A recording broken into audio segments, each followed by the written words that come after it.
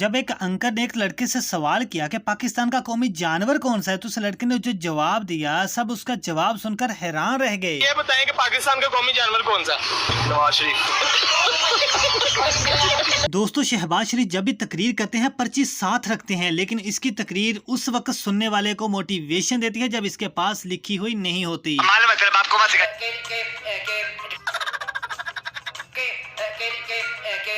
Deal हुई है जिसको कहते हैं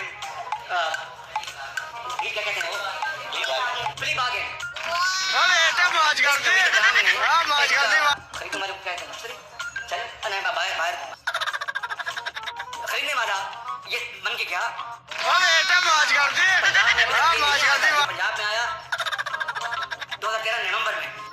शहबाज शरीफ की तकरीर सुनने के बाद पाकिस्तानी पब्लिक यही कहती है, भाई आपका नॉलेज तो कमाल। जी तो दोस्तों, ये थी आज की वीडियो। अगर वीडियो अच्छी लगी है तो लाइक करो। चैनल पर पहली बार आए तो चैनल को सब्सक्राइब करने के साथ साथ बेल आइकन को लाजमी से प्रेस कर दीजिएगा, ताकि आपको हर नई आने वाली वीडियो का अपडेट मिल सके। और हम मिलते हैं किसी नई वीडियो में, तब तक के लिए अल्लाह हाफिज।